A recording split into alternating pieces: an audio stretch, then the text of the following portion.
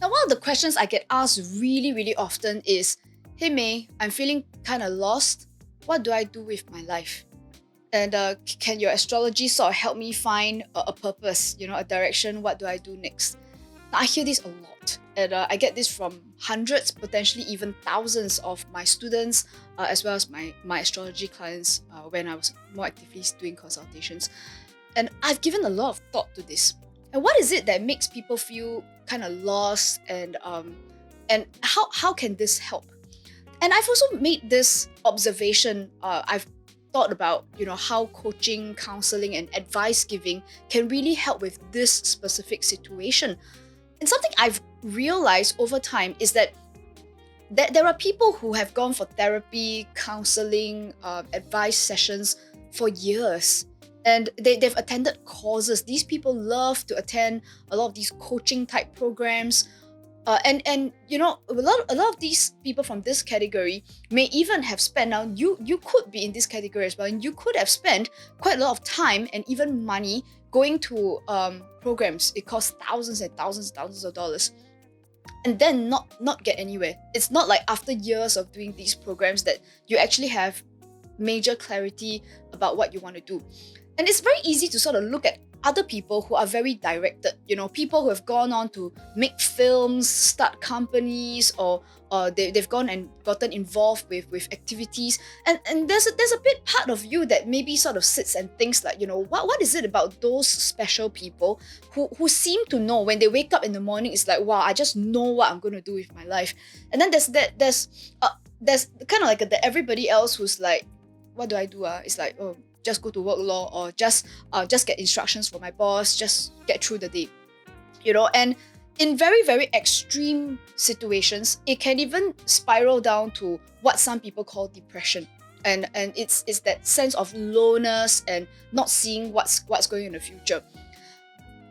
So something I've thought about is this. You see, if we use the kind of coaching that Olympic coaches, Olympic athletes have coaches. And they work with these coaches for a long time. And these coaches get them to astronomical kind of achievements. These guys become Olympic medalists.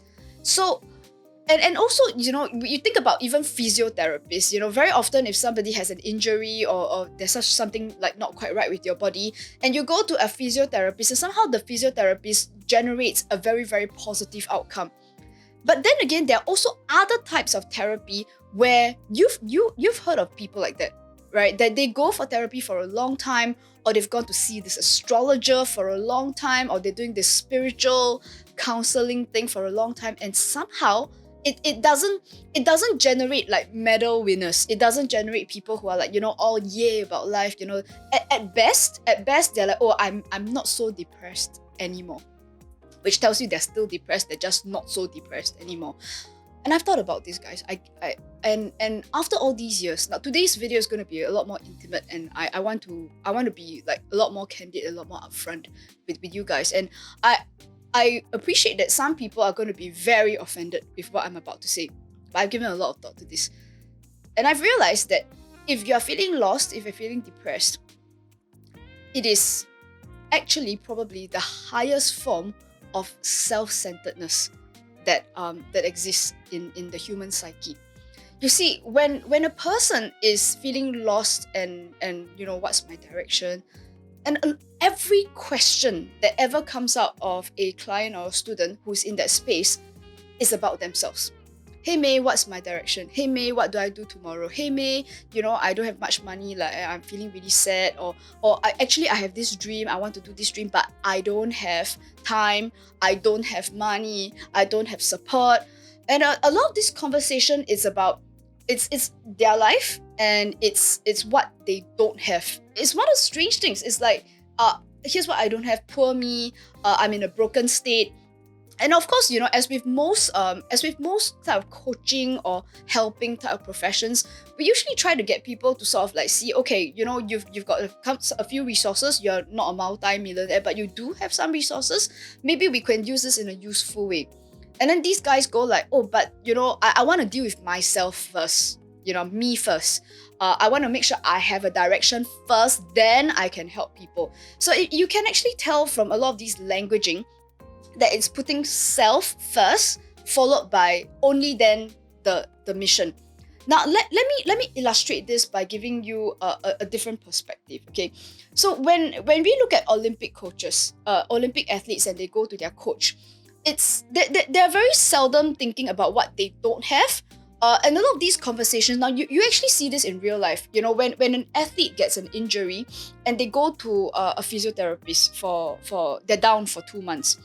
Sometimes people are just shocked and amazed that a soccer player can pull a hamstring, and in 2 weeks' time he's back on the field and he's running just as he's always had.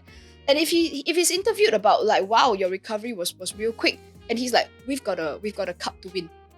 There's a team, and the team needs me on that team. I need to get back on my game. So in a sense, you see, a lot of this conversation was never about themselves. It's about the team. It's about the fact that there is a group that needs to get something done.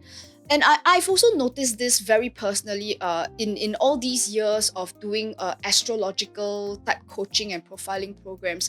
I also have a specific group of coaches and students. When they come, they actually are not looking for a direction because they already have one. My students include dating coaches. There are people who are business owners, those who want to bring IT and artificial intelligence into regular businesses, educate them. So these guys come with very inspirational goals and aims. So when they come in here, most of the time their focus is really about, okay, how I have this really good thing, but I'm having a lot of trouble getting this out to as many people as possible. Like how do I approach them? How do I get people to listen to me? How do I get people to join my cause? So what's happening here is that they've put the mission first. I have a mission, and because I put that mission first, now I have to make some adjustments. So and you know, the level of coachability and the level of receptiveness is extremely high with this group of people. Because let's just say if someone's being a bit lazy in certain areas of their life, and once it's pointed out to them, they go like, oh yeah, I can see how this being lackluster or lackadaisical in this area of life is preventing me from fulfilling my mission. And you know what? Within weeks, within days, sometimes these guys, they're back in the game, and they're already actively making changes in their life, and they're moved on. You know, and it's not something that they need to revisit over and over again, because and they don't need to come back. That's the weird part. They don't need my programs over and over again, because once it's solved, it's get this done, let's go, you know? And so that's why it's important that before we start going into a space where you examine your astrology chart. And a lot of people have a major misconception that if you study your chart enough, you'll find your purpose out of it. And let's be really honest with my audience right now. I have never seen anybody, I've done thousands of charts, I have not seen anybody actually find their purpose out of the astrology chart. There, I've said it.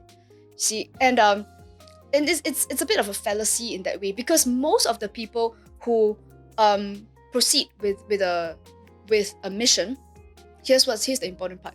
It is self-generating. It comes from within.